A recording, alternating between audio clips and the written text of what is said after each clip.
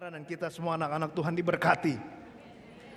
Karena orang yang diberkati itu tandanya pengikut Tuhan. Karena firman Tuhan bilang begini. Ini tandanya orang yang percaya. Dia akan meletakkan tangan di atas orang sakit dan orang itu sembuh. Dia digigit ular nggak mati, minum racun nggak mati. Bukan apa namanya berkat tuh. Gigit ularnya nggak mati, minum racun nggak mati, apalagi cuma bisnis. Amin. Sudah pasti orang diberkati dong. Nggak mungkin nggak diberkati. Kalau sudah diberkati, maka Tuhan akan bekerja dalam hidup saudara dan telah bekerja. Amin saudara. Dan hari ini saudara, saya ingin berbicara satu hal, satu langkah lebih lagi di dalam tema kita. Apa visi kita tahun ini? Hanya.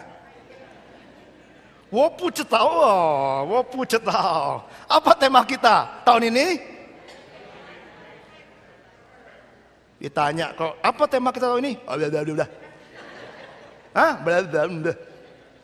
Apa tema kita tahun ini? Yang belum ngomong tanya sebelahnya yang ngomong. Yang kalau sebelahnya belum ngomong, sebelahnya suruh tanya sebelahnya. Apa tema tahun ini? Lagi, 1, 2, 3. Apa?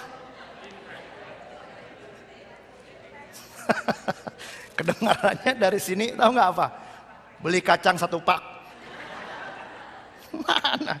Living a life of impact. Pertanyaan saudara, sudah hampir setengah tahun sekarang. Apakah sudah jadi impact? That is the part of the impact. Blanket, kita bring impact sama baby-baby yang baru lahir. Samaritan Purse kita bawa, apa namanya itu kemarin? Sepatu, shoebox. Bukan, cuma tahun lalu. Botol, baby botol.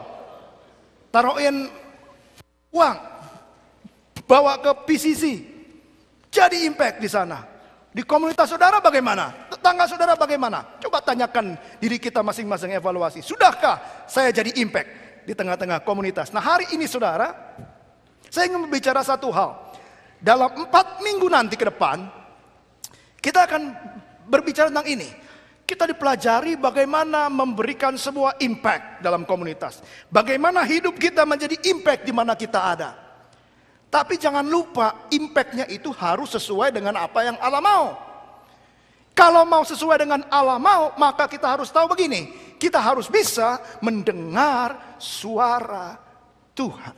Bilang sama teman sebelahnya, dengar suara Tuhan. Yang sebelahnya bilang, ho-oh. Jadi tema kita hari ini adalah mendengar suara Tuhan. Dan ini akan sudah dengar selama 4 minggu, jadi satu seri. Minggu ini sampai 3 minggu ke depan, saudara akan mendengar bagaimana kita bisa mendengar suara Tuhan. Hari ini saya nggak akan bicara tentang hal yang praktikal, tapi saya mau memberikan prinsip-prinsip kepada saudara, apa yang dimaksud mendengar suara Tuhan, dan apa yang dialami. Hanya sebagai introduction buat saudara, supaya dalam 3 minggu ke depan, saudara bisa mempelajari dengan lebih baik pemahamannya. Saya ambil khotbah hari ini dari Habakuk pasal yang pertama, ayat yang pertama sampai kedua. Habakuk ayat yang pertama sampai yang kedua. Dia bilang begini, ucapan ilahi dalam penglihatan Nabi Habakuk. Berapa lama lagi Tuhan aku berteriak, tetapi tidak kau dengar. Aku berseru kepadamu penindasan, tapi tidak kau tolong. Wah, ini kok depannya nggak enak banget nih surat. Buku Habakuk kok nggak enak banget nih. Kok rasanya kok negatif amat ya Habakuk berdoa. Ternyata saudara dalam buku Habakuk ini sebenarnya dia sedang bertanya-tanya dalam hidupnya. Dalam hidupnya ada tanda tanya besar. Kenapa Tuhan terjadi penindasan dalam dunia ini? Karena pada zaman Habakuk waktu itu, orang-orang Israel, orang-orang Yehuda, itu bandelnya minta ampun. Banyak hal yang jelek yang dilakukan oleh orang-orang Yehuda waktu itu, orang Israel waktu itu. Jadi Habakuk kesel saudara. Kok ini orang kok begini amat sih? Kok banyak sekali sih yang gak benar, orang menipu orang, orang membunuh orang dan sebagainya. Jadi Habakuk bertanya sama Tuhan, Tuhan kok gak kau dengar sih doaku? Dia tanya sama Tuhan, kok semuanya gak seperti yang saya ingin untuk terjadi Tuhan? Kok begitu ya Tuhan? Kok kenapa hidup ini nggak adil Tuhan? Bukankah pertanyaan yang sama-sama kita kadang-kadang muncul kan? Kok nggak adil hidup ini Tuhan? Kenapa kok dia bisa hebat? Kenapa saya yang tiap hari ke gereja kok nggak hebat? Kenapa bisnis dia lancar Tuhan? Kenapa kok bisnis saya nggak lancar Tuhan? Orang dia nggak percaya Tuhan, kok bisa kankernya sembuh? Saya ikut doa puasa, doa nggak puasa, doa puasa setengah, doa nggak makan nasi, doa nggak makan kue tiaw, doa nggak makan sayur, semua doa nggak makan diikutin. Rebo saya datang, Senin saya datang, Kamis saya datang, sel grup aja ikut 10. Khotbah saya rekam, masukin MP3, setel di mobil. Alkitab saya sobek, saya bakar, abu saya makan. Kok saya kanker nggak sembuh? Dia nggak percaya Tuhan, kok sembuh? Kenapa Tuhan? Kok nggak adil? Sama kan? Sering kita bertanya sama Tuhan, kok setelah kita doa, setelah berseru siang dan malam, kok nggak dengar jawaban dari Tuhan? Nah juga sama dengan Habakuk. Habakuk ini juga bingung. Sangat bingung dia. Kok gimana sih? Katanya umat dikasih Tuhan. Katanya suruh berdoa. Katanya Tuhan adil. Katanya Tuhan baik. Kok nggak denger sih? Jadi saudara, Habakuk ini bingung. Nah, kata nama Habakuk saudara, itu artinya bergumul. Wrestle. Habakuk itu artinya. Jadi nama ini kalau orang-orang Israel kasih nama itu ada artinya. Jadi Habakuk ini bergumul dengan kehidupannya. Kok nggak bener ya? Kok nggak adil ya? Kok nggak bagus ya? Kok nggak bisa ya? Makanya dia datang sama Tuhan. Dia mau tanya sama Tuhan. Dia mau tanya. Dia mau datang sama Tuhan. Kenapa Tuhan ini terjadi? Kenapa kok masalah datang terus? Nggak adil Tuhan ini. Nah, kira-kira gitu. Makanya Habakuk kemudian bertanya sama Tuhan. Nah, pertanyaannya itu ada dalam Habakuk 1 ayat 2 sampai 4. Dia tanya begini. Berapa lama lagi Tuhan aku berteriak, tetapi tidak kau dengar. Aku berseru kepadamu penindasan, tetapi tidak kau tolong. Mengapa engkau memperlihatkan kepadaku kejahatan, sehingga aku memandang kelaliman? Ya, aniaya dan kekerasan ada di depan mataku. Perbantahan pertikaian terjadi.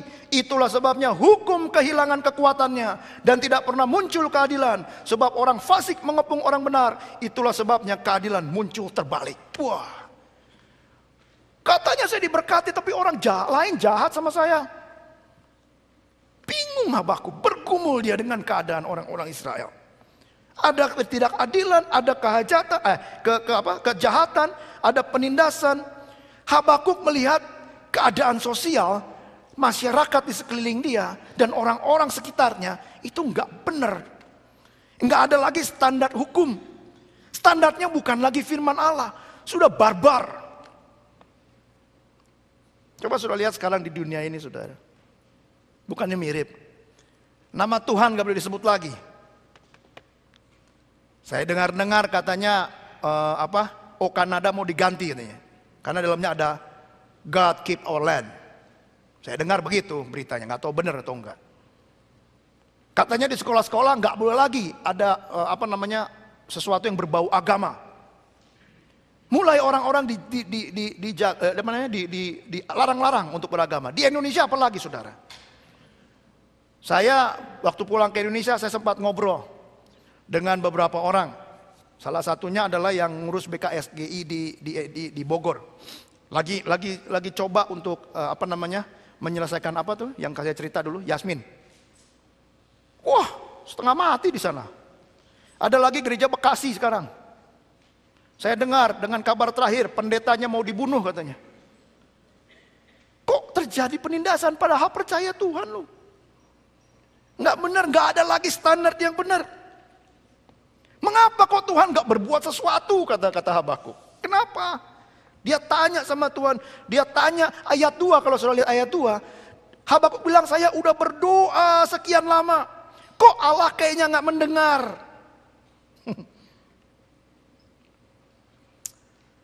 Habakuk bertanya sama Tuhan.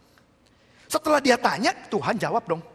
Nah, lalu dia tanya sama Tuhan, dia berdoa, Tuhan kasih jawaban dari Allah.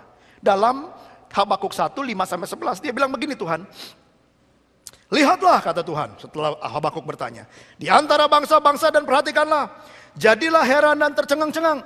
Sebab aku, ini Tuhan, melakukan suatu pekerjaan dalam zamanmu yang tidak akan kamu percayai. Jika diceritakan.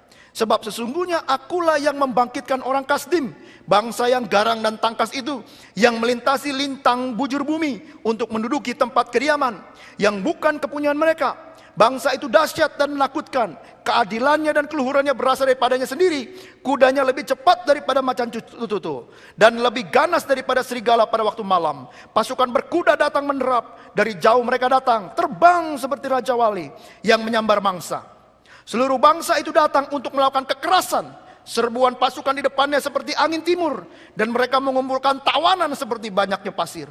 Raja-raja dicemoohnya, dan penguasa-penguasa menjadi tertawaannya. Ditertawakannya tiap tempat berkubu, ditimbunkannya tanah dan direbutnya tempat itu. Maka berlarilah mereka seperti angin dan bergerak terus. Demikianlah mereka bersalah dengan mendewakan kekuatannya. Wah, ternyata saudara, Habakuk ini dikasih jawaban sama Tuhan gini, kamu bilang aku nggak melakukan sesuatu, aku sedang melakukan sesuatu. Aku sedang melakukan sesuatu untuk melakukan apa yang engkau keluhkan, tapi tidak seperti apa yang kau harapkan. Allah sedang melakukan sesuatu, Allah sedang menjawab doanya Habakuk, tapi jawabannya dengan membangkitkan sebuah bangsa namanya Kasdim. Dan bangsa ini yang akan dengan kegarangannya, dengan keganasannya, digunakan Allah untuk memberi pelajaran buat Yehuda.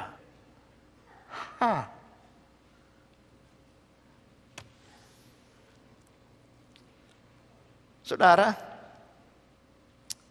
kadang-kadang saudara, kita doa, jawaban Allah itu tidak sesuai dengan apa yang kita harapkan. Saudara, kita berdoa, saya berdoa, kita minta sama Tuhan kan? Tuhan, tolong dong, kalau anak muda minta pacar misalnya, ya siapa yang belum punya pacar, berdoalah sering-sering. Tuhan, saya mau pacar dong. Saya mau girlfriend atau boyfriend. Saya mau yang hidungnya mancung. Yang hidungnya mancung terus tompelnya 2, ya tak? Mau pacar yang tompelnya 2. Lalu bibirnya, wah lumayan lah, nggak tebel, nggak tipis, tengah-tengah saja. Dagunya agak panjang, hidungnya panjang, itu Pinocchio, jangan. Rambutnya bagus, panjang sepinggang. Lalu badannya ramping, udah doa dah, doa. Tuhan saya mau yang itu tuh, yang gitu. Aduh kalau dikasih Tuhan. Tapi tiba-tiba Tuhan kirimnya lain. Tompel 1 tapi gede, ya kan? Bibirnya tebal, lalu dagunya maju, depannya maju, badannya gemuk misalnya. Kadang-kadang kalau kita berdoa, yang dikasih Tuhan lain, lalu kita bilang begini, Tuhan nggak jawab saya, Tuhan nggak jawab saya, Tuhan jahat, saya mintanya apa dikasihnya apa. Tuhan gak baik. Saudara, bagaimana kalau kita menerima jawaban yang bukan dari Tuhan? Maksud saya bukan kehendak kita. Apakah kita masih tetap bahwa Tuhan tidak menjawab doa kita? Tuhan jawab. Cuma yang dijawab itu tidak sesuai dengan keinginan kita. Kita doa suami, doa istrinya. Tuhan tolong istri saya. Tuhan istri saya cerewet. Kalau cerewet masih mending. Kalau udah cerewet itu udah parah. Istri saya cerewet, Tuhan tolong buat dia cuma mengatakan 100 kata sehari. Kita doa. Tapi Tuhan nggak bikin dia nggak cerewet. Lalu kita bisa bilang begini, oh Tuhan nggak jawab doa saya. Karena seringkali sudah dalam hidup kita mau dengar apa yang kita suka dengar. Kita berdoa, kita minta sesuatu, kita berharap yang kita dapat sesuai dengan apa yang kita mau. Bisakah kita meresponi secara positif Apa yang Tuhan berikan terhadap jawaban doa kita? Coba kita tanya pada diri kita masing-masing. Bisa nggak? Dan itu yang diterima oleh Habakuk, saudara. Habakuk berdoa kan, kok ada penindasan kehadiran. Maksudnya mungkin begini, ini hanya saya perkiraan. Oh, Tuhan lalu datang, lalu bikin apa, lalu umatnya berubah, ya kan, menjadi baik. Orang-orang yang mencoba menyerang Israel dikalahkan, gitu kan. Maunya begitu kan Habakuk pikir. Ternyata yang dikirim bukan itu. Yang dikirim orang Kasdim. Yang dikirim Tuhan orang Kasdim untuk berikan pelajaran buat Yehuda. Lalu apa respon Habakuk? Apakah itu positif? Apakah kita meresponi positif jawaban Tuhan apapun yang dia berikan? Dalam Habakuk 1 ayat 12 sampai Habakuk 2 ayat 1 dia bilang begini. Ini respon Habakuk kepada Tuhan. Dia bilang begini. Bukankah engkau ya Tuhan yang dari dahulu Allahku yang maha kudus. Tidak akan mati kami. Ya Tuhan telah kau tetapkan dia untuk menghukum. Ya gunung batu telah kau tentukan dia untuk menyiksa. Matamu terlalu suci untuk melihat kejahatan.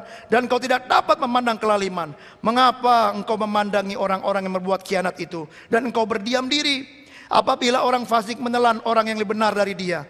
Engkau menjadikan manusia itu seperti ikan di laut. Seperti binatang-binatang melata yang tidak ada pemerintahannya.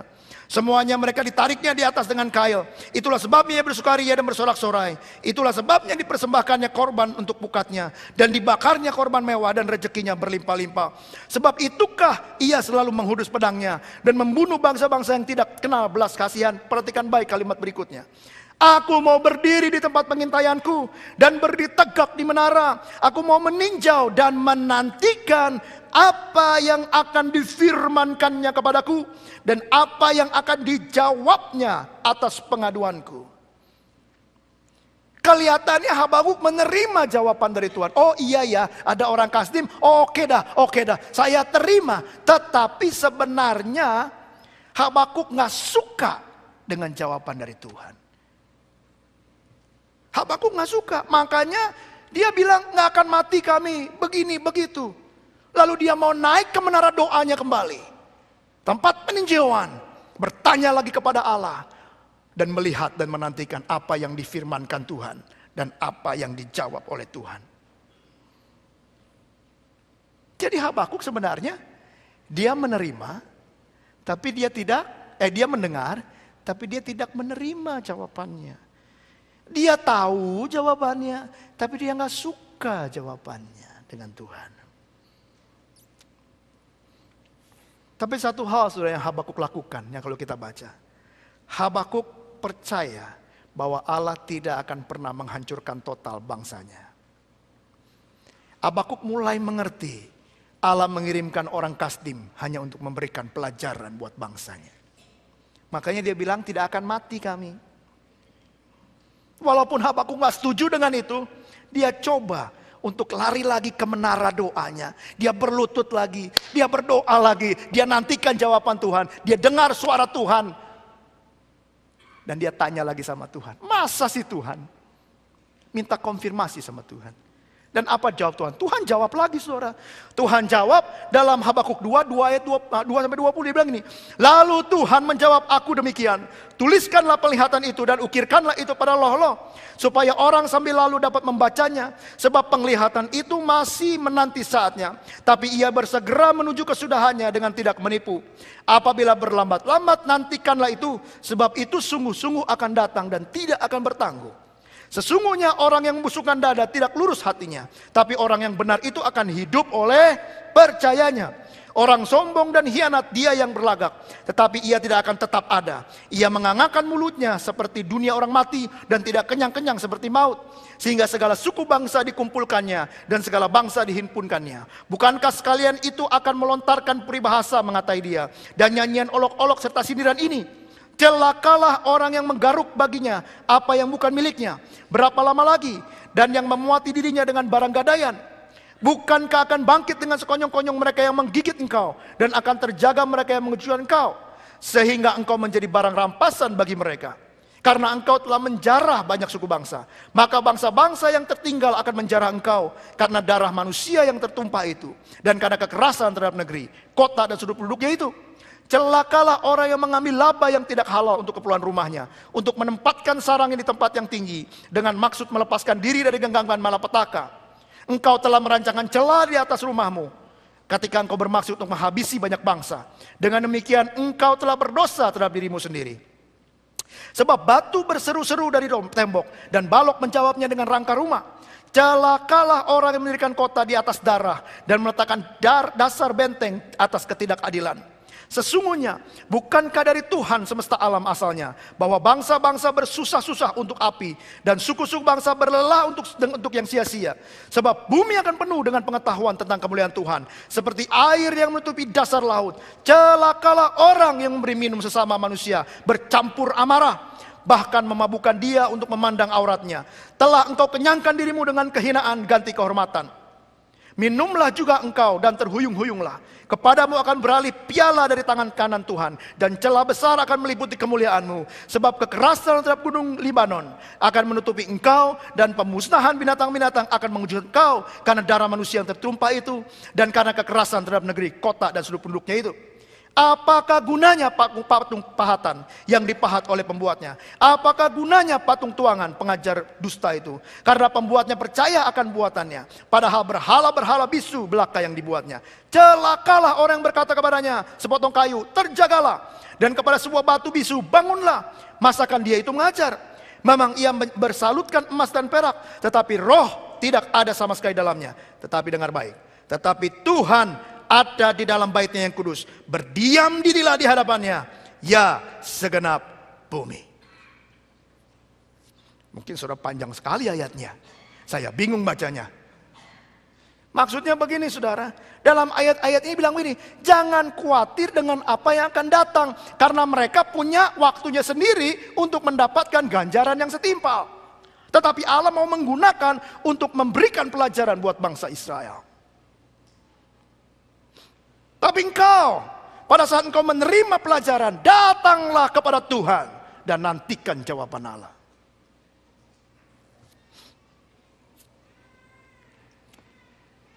Kalau sudah baca ayat yang pertama saya baca tadi, disuruh Habakuk menulis. Maksudnya apa? Maksudnya gini, kalau engkau tulis, itu berarti begini, hal itu pasti terjadi. Pasti terjadi.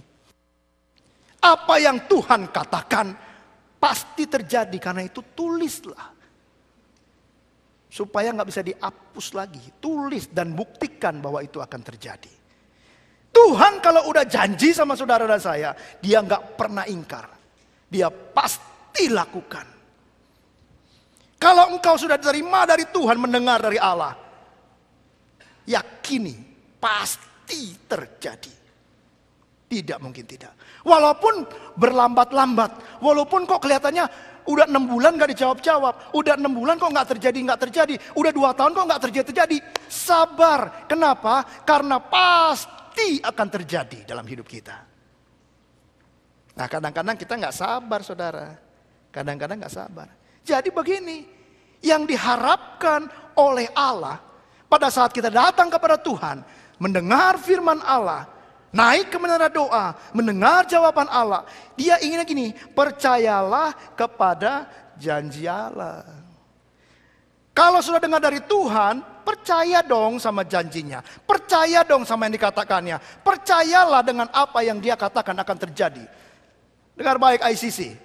Percayalah dengan apa yang Tuhan katakan buat ICC. Sesuatu yang dahsyat pasti terjadi. Mungkin 2 bulan, mungkin 6 bulan, mungkin 1 tahun, mungkin 2 tahun. Kita nggak tahu. Meskipun berlambat-lambat, tapi pasti terjadi dan digenapi oleh Tuhan. Saya percaya Pastor Joe mendapatkan tema Living a Life of Impact. Itu bukan asal-asal. Pastor Joe sudah berdoa. Pasti sudah terima dari Tuhan. Yang kita harus lakukan, percayalah dengan janjinya. Bahwa saudara secara pribadi akan jadi impact di komunitas. Gereja ini akan menjadi impact di tengah-tengah dunia ini. Percaya saudara. Karena apa? Nih, karena ini. Coba. Karena apa? Orang benar akan hidup oleh iman percayanya. Let me say this. ICC akan hidup karena imannya. Lagi sekali, biar saya pandang saudara di depan sampai belakang. Dengar baik, jemaat ICC. ICC akan berhasil sesuai dengan iman saudara. Orang benar akan hidup karena iman. ICC akan hidup karena imannya. Dan Tuhan tanyakan buat saudara pada hari ini, di manakah iman saudara? Kalau saudara melihat ke depan adalah masa depan yang penuh pengharapan, imani, keep janji Allah, maka itu akan terjadi. Karena apa? Saudara, gereja ini hidup karena iman. Karena itu minggu lalu saya katakan, berpikirlah positif. Nanti kamu akan hancur. Nah, ayat tolak dalam nama Yesus. Nggak akan hancur. Karena janji Tuhan, gereja ini akan berhasil. Mengerti maksud saya? Orang benar akan hidup. Karena ini yang diajarkan kepada Habakuk. Orang benar akan hidup oleh iman Habakuk. Bukan oleh kekuatanmu. Ada sesuatu yang dijadikan jalan keluar oleh Allah. Saat kita beriman dengan janji-janji Allah. Kesulitan boleh ada, tenang saja. Allah menyertai kita. Dan jalan keluar sudah disiapkan oleh Dia. Cuma yang penting begini. Dengar suara Tuhan. Lah kalau kita gak pernah berdoa, mau dengar dari mana? Kalau kita gak pernah doa bagaimana? Di rumah doa cuma 5 kali sehari. 2 bangun tidur, 2 makan pagi, makan siang, makan malam, mau tidur. Doa 5 kali. Pernah nggak kita datang sama Tuhan lalu nanya something, berkomunikasi dengan Tuhan? Coba lihat lagi Habakuk 2 ayat yang keempat. Dia bilang begini. Sesungguhnya orang yang membusungkan dada terhadapnya, tapi orang yang benar itu akan hidup oleh percayanya. Ini penting saudara. Kalau sudah punya Alkitab, buku, tulis. Tapi susahnya sekarang semua pakai handphone sih. Buka Alkitab saudara, semuanya keluarin handphone. Garis bawahi kalimat itu. Orang benar akan hidup oleh percayanya. Katakan sama saya. 2, 3. Orang benar akan hidup oleh percayanya. Pertanyaannya, apa yang kau percaya? Apakah kau percaya bahwa kita akan hancur? Apakah kau percaya kita akan rusak? Apakah kau percaya kita akan jatuh? Enggak, saya tolak dalam nama Yesus. Saya percaya saya akan berhasil. Saya percaya saya akan sukses. Saya percaya saya diberkati. Amin saudara. Orang benar akan hidup oleh percayanya. Bukan oleh apa yang dikatakan orang lain. Setelah Habakuk mendengar itu saudara, dia kaget. Dia langsung loncat dan dia langsung melakukan doa dan penyembahan. Coba lihat ya Habakuk 3 ayat 19. Dia bilang begini. Doa Nabi Habakuk setelah dia dengar dari Tuhan begitu. Menurut nada ratapan Tuhan, telah ku dengar kabar tentang engkau dan pekerjaanmu ya Tuhan. Kutakuti hidupkan. Itu salah lagi tuh. Betul? Ya. Kutakuti. Hidupkanlah itu dalam lintasan tahun. Nyatakanlah itu dalam lintasan tahun. Dalam murka ingatlah akan kasih sayang. Allah datang dari negeri teman dan yang maha kudus dari pegunungan Paran. Keagungannya menutupi segenap langit dan bumi pun penuh dengan pujian kepadanya. Ada kilauan seperti cahaya, sinar cahaya dari sisinya dan disitulah terselubung kekuatannya. Mendahuluinya berjalan penyakit sampar dan demam mengikuti jejaknya. Ia berdiri, maka bumi dibuatnya bergoyang. Ia melihat berkeliling, maka bangsa-bangsa dibuatnya melompat terkejut. Hancur gunung-gunung yang ada sejak purba, merendah bukit-bukit yang berabad-abad. Itulah perjalanannya berabad-abad. Aku melihat kemah-kemah orang Kusyan tertekan, kain-kain tenda tanah Midian menggetar. Terhadap sungai-sungaikah ya Tuhan? Terhadap sungai-sungaikah murkamu bangkit? Atau terhadap lautkah amarahmu? Sehingga engkau mengendari kuda dan kereta kemenanganmu. Busurmu telah kau buka, telah kau isi dengan anak panah. Engkau membelah bumi menjadi sungai-sungai. Melihat engkau, gunung-gunung gemetar, air bah menderu. Lalu samudera raya memperdengarkan suaranya dan mengangkat tangannya. Matahari bulan berhenti di tempat kediamannya. Karena cahaya anak-anak panahmu yang melayang maju. Karena kilauan tombakmu yang berkilat.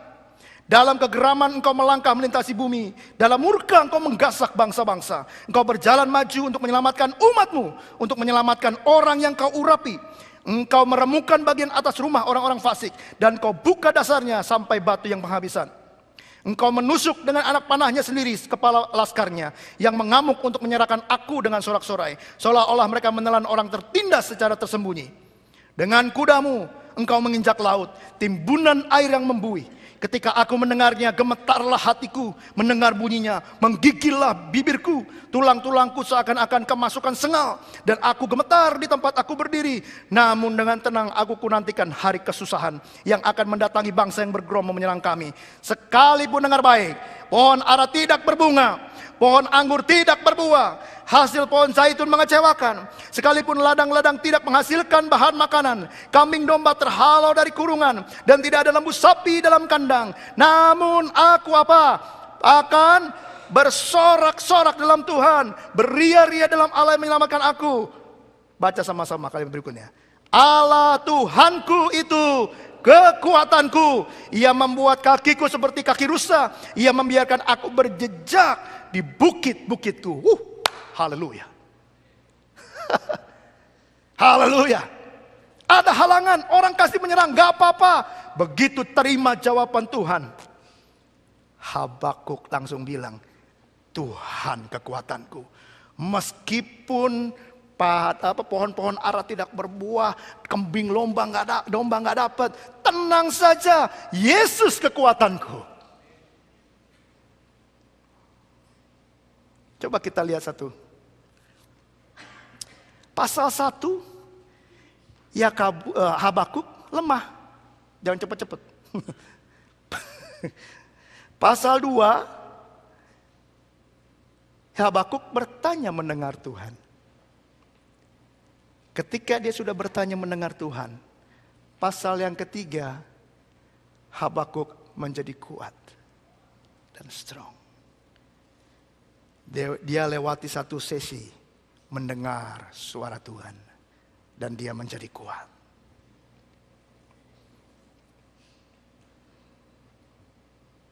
Karena itu dia bisa memuji kuasa Tuhan, bisa memuji menunggu waktu Tuhan. Mungkin saudara, mungkin keadaan sekitar kita menakutkan. Mungkin setelah Tuhan ngomong sama kita, kita lihat kiri kanan. Kok kayaknya nggak sesuai apa yang Tuhan ngomong nih. Katanya Tuhan mau menolong saya, tapi kok tetap ya. Saya udah dengar Tuhan bilang engkau akan disembuhkan. Kok masih ada ya? Kok dokter bilang makin parah? Tuhan bilang bisnismu akan berhasil. Kerjakanlah. Waktu saya masuk, aduh kok nggak ada customer ya? Orang benar akan hidup oleh percayanya. Meskipun tidak terlihat berlambat-lambat datangnya. Kalau Tuhan sudah ngomong dan kita sudah dengar, itu pasti terjadi. Dengar baik, itu pasti terjadi. Karena itu saudaraku yang kekasih, coba dengar baik ini. Realitas sekeliling saudara tidak lagi mempengaruhi hati saudara. Tapi realitas tentang Allah itu yang seharusnya menguasai hati dan pikiran saudara. Lagi, realitas sekeliling saudara, apa yang sudah lihat, pohon ara tidak berbuah, lembu kambing nggak ada lagi di kandangnya. Bisnisnya mungkin kelihatannya majunya kok lambat-lambat, kok keuangan susah, sakit penyakit. Itu nggak lagi mempengaruhi hati saudara, itu realitas. Memang itu realitas, itu yang harus kita hadapi. Tapi yang harus mempengaruhi pikiran, hati kita, gereja ICC, bukan sekeliling. Tapi percaya kepada adanya Tuhan yang adalah kekuatan saudara dan saya untuk menghadapi semua. Jangan lihat keliling. Jangan lihat situasi. Itu keadaan realitas. Kita harus hadapi memang. Tapi jangan dipengaruhi. Dengar baik ini, lihat saya semua, dengar baik ini. Buka hati saudara. Dan biarkan hati saudara dipengaruhi oleh firman Allah. Bilang sama teman sebelahnya, dipengaruhi firman Allah. Karena itu dalam Habakuk 3:17-19 coba kita lihat. Dia bilang begini, saya baca sekali lagi. Sekalipun pohon ara tidak berbunga, pohon anggur tidak berbuah, pohon zaitun mengecewakan, ladang-ladang tidak menghasilkan bahan makanan. Terus, kambing domba terhalau dari kurungan, tidak ada lembu kambing dalam kandang. Namun aku bersorak-sorai dalam Tuhan. Lah, aneh nih. Kenapa? Karena ada iman di dalamnya. Tuhan sudah ngomong sama Habakuk. Lalu, beria-ria dalam Allah yang menyelamatkan aku. Allah Tuhanku itu kekuatanku. Ia membuat kakiku seperti kaki rusa. Ia membiarkan aku berjejak di bukit-bukit. Wah. Luar biasa, saudara. Karena itu, saudara, dengar baik begini. Prinsipnya gini, Allah mungkin kelihatan tidak aktif. Tapi sebenarnya dia tuh involved dalam setiap perkara dalam hidup saudara. Mungkin kelihatannya Allah nggak bergerak dalam hidupmu. Tapi ingat baik, dia bekerja dalam segala hal dalam hidup saudara. Pertanyaannya, percayakah engkau? Karena orang benar hidup dari percayanya. Allah itu kudus dan dia nggak bisa melihat ketidakadilan. Jika sesuatu yang jahat terjadi dengan saudara, dia nggak tinggal diam. Kalau dia melihat berdosaan, dia nggak tinggal diam, dia bergerak. Dia bertindak. Allah itu mendengar dan menjawab doa saudara. Itu prinsipnya. Dia dengar dan dia jawab, dia nggak diem aja. Tapi dengar baik juga, kadang-kadang dia menjawab dengan jawaban yang di luar dugaan saudara. Saudara harus terima juga itu. Jangan maunya kita sendiri. Oh, saya mau jawabannya ini. Udah, yang lain mah bukan dari Tuhan. Pokoknya kalau ini baru dari Tuhan. Pokoknya kalau enggak A bukan dari Tuhan. B, C, D, E bukan. Yang dari Tuhan tuh ini. Kekeh gitu, orang Cawang Sunda bilang. Ngotot.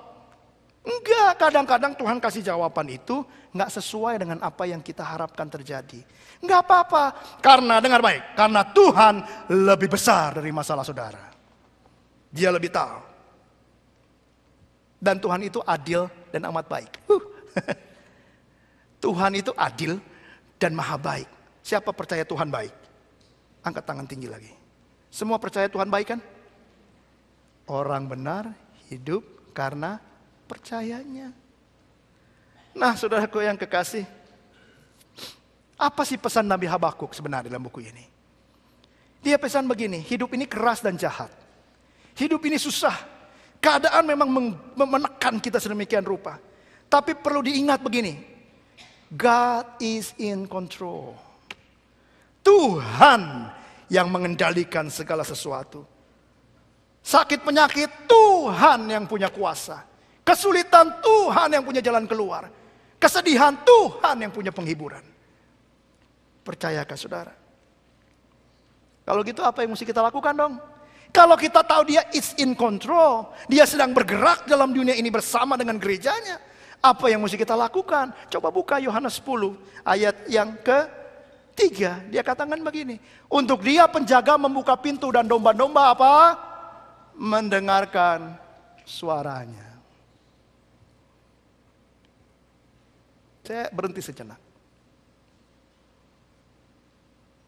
Domba-domba mendengarkan suaranya. Sering kita tutup telinga. Saya nggak mau dengar. Saya cuma mau lakukan aja.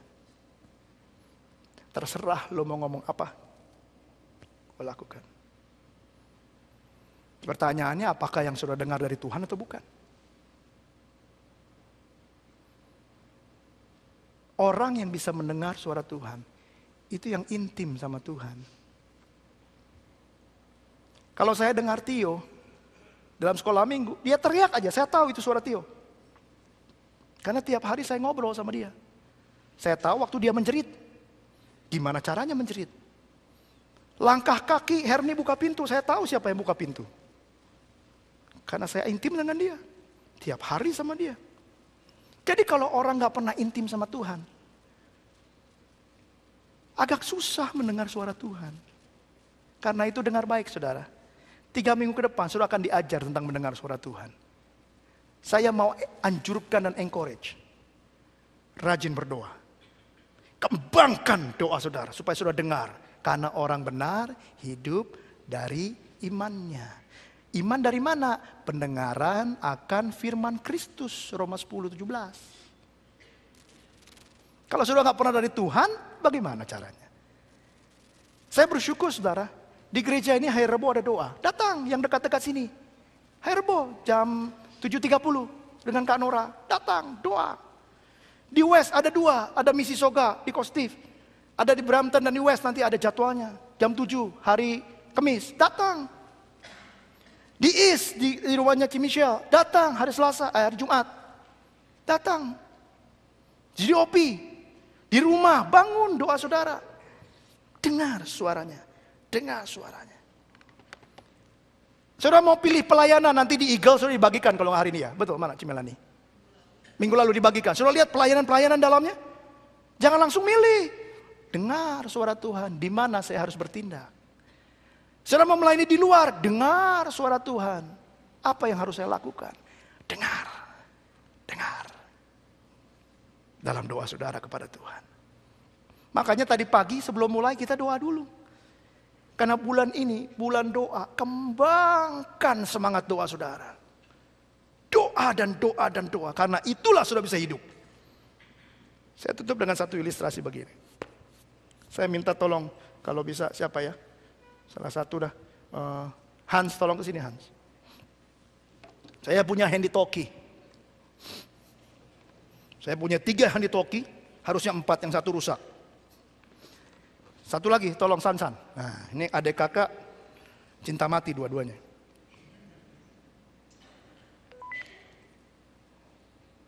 Ini, kamu pakai ini. Sansan.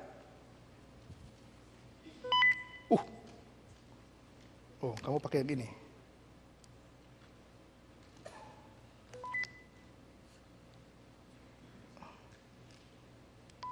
Oke. Nanti kalau saya suruh tekan ke atas ya. Ya. Oke, sekarang ini aja dulu. Kamu berdiri di sana. Hans berdiri di sana. Atau di sana, di North York. Saya punya handy talkie. Sansan punya handy talkie. Hans kurang jauh San. Di lapangan juga boleh. Sansan di belakang dah, di situ. Saya punya handy talkie. Saya mau ngomong dengan 2 orang ini, Hans dan Sansan.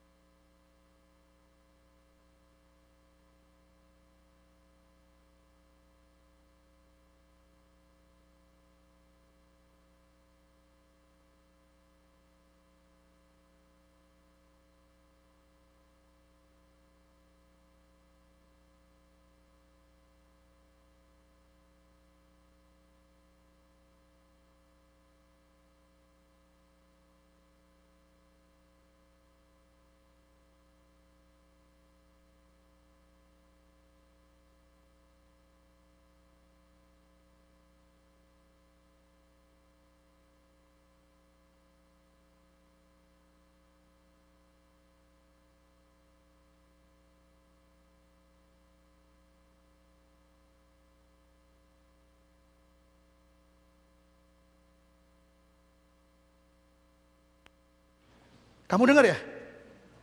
Kamu dengar ya? Karena apa?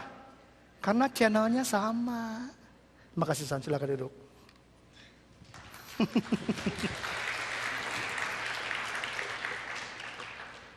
Bagaimana mau dengar suara Tuhan kalau channelnya sama Tuhan gak sama? Bagaimana kita mau dengar suara Tuhan? Ada sih alatnya pegang, tapi channelnya beda. Jadi si orang Kristen, tapi jarang berdoa.